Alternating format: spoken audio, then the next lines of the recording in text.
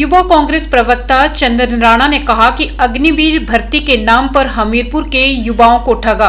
अग्निवीर भर्ती के विरोध में आज एक्स सर्विसमैन कांग्रेस और युवा कांग्रेस के मध्य में बैठक का आयोजन किया गया। कांग्रेस कमेटी के आह्वान पर पूरे देश में ही हर एक लोकसभा में यह बैठक आयोजित हुई। ये बात युवा कांग्रेस प्रवक्ता चंदन राणा ने कही।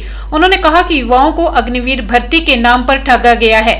अक्सर युवा सुबह शाम के समय आर्मी में जाने के लिए सड़कों पर पसीना बहाते नजर आते थे, लेकिन अब हालात बदल गए हैं।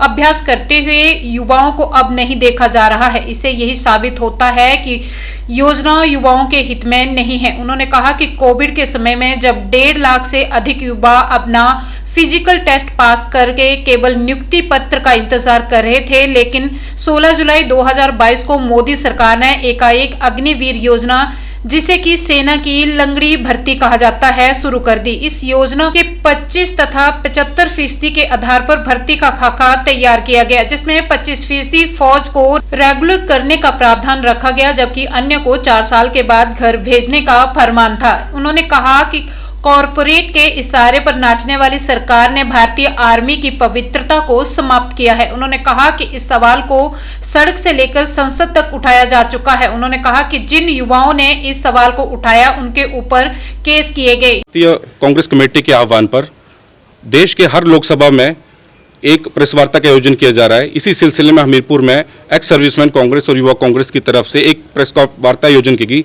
जिसमें हमारे मुख्य प्रश्न अग्निवीर भर्ती को लेकर हैं।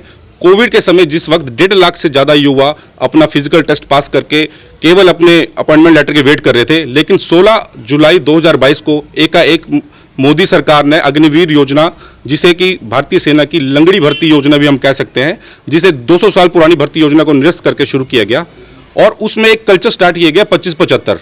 तो कहीं ना कहीं जो कॉरपोरेट के इशारे पर नाचने वाली ये सरकार है, वो उसने भारतीय आर्मी की पवित्रता को खत्म करके उसमें 75-25 की 75% रिटायर कर दिए जाएंगे 4 साल बाद और 25% रख लिए जाएंगे। एक गलत जो थी भर्ती प्रक्रिया शुरू की, जिसका सवाल आज सड़क से लेकर संसद तक हमारे युवाओं ने किया, जिन पर मौजूदा सरकार ने उन्हें अरेस्ट किया, उन पर केस किए गए। और आज जो वो 1.5 लाख युवा था, उन्होंने चंपारण बिहार से 1100 किलोमीटर की पैदल यात्रा करके दिल्ली तक पैदल यात्रा की और 11 जनवरी को जंतर मंतर पर उन्होंने एक धरना दिया, जिसे बड़े कम जगह उसका प्रचार किया गया। तो 14 जनवरी को जो राहुल गांधी जी ने भारत न्याय जोड़ो यात्रा शुरू की मणिपुर से लेके मुंबई तक, तो उसमें भी जो युवा थे वो राहुल जी से मिले और भारतीय न्याय जोड़ो यात्रा में भी इस पॉइंट को ऐड किया गया और ये वादा किया गया कि सरकार आने के बाद इस योजना को, अगर कांग्रेस पार्टी की सरकार बनने के बाद केंद्र में, इस योजना को पूरी तरह निरस्त कर दिया जाएगा। तो यहाँ हमारा सीधा साधा सवाल एक केंद्र की मोदी सरकार से है कि इस कॉरपोरेट कल्चर को, कॉरपोरेट के इशारे पर नाचने वाले कल्चर को कृपया करके भारतीय सेना में ना लाएं। और एक हमारा प्रश्न हमीरपुर के मौजूदा MP साहिब से है, क्योंकि वो खुद को भी लेफ्टिनेंट अनुराग सिंह ठाकुर कहते हैं, टेरिटोरियल आर्मी से कमिश्नर कहते हैं। तो उनसे भी हमारा प्रश्न है कि हम देखें तो हिमाचल में और खासकर हमीरपुर, जिसे वीर भूमि कहा जाता है, यहाँ पर सेना में जो भर्ती अप्लाई करते थे लोग, उसके आंकड़े में एक बहुत बड़ी कमी आई है। हम देखें कि आसपास के सड़कों पे लोग जो युवा थे शाम को दौड़ की प्रैक्टिस करते थे, उनमें बहुत कमी आई है और BRO का आंकड़ा भी ये बताता है कि इसमें अब 25% तक जो लोग रह गए हैं।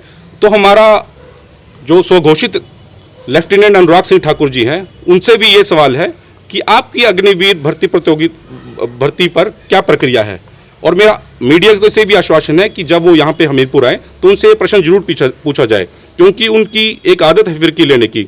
जब हमीरपुर में उनसे कोई प्रश्न किया जाए तो हमेशा वो दिल्ली की बात करके, कांग्रेस की बात करके, राहुल गांधी की बात करते हैं। जब दिल्ली में कोई प्रश्न किया जाए तो हमीरपुर और हिमाचल की बात करते हैं, क्योंकि वो खुद क्रिकेट जगत से आते हैं। और ऐसा भी कहा जाता है कि उन्होंने केवल एक रणजी मैच खेला है, जिसमें वो कैप्टन भी थे, बॉलर भी थे और बैट्समैन भी थे। तो वो फिरकी लेना बड़े अच्छे से जानते हैं। तो हमारा उनसे भी एक डायरेक्ट सवाल है कि हमीरपुर के युवाओं के साथ जो धोखा हुआ है, हमीरपुर के युवाओं को जो सेना की भर्ती से दूर रखा जा रहा है, उन पर ये थोप दिया गया है, तो इस पर आपकी क्या प्रतिक्रिया है और आप इसका सीधा साधा आंसर दें।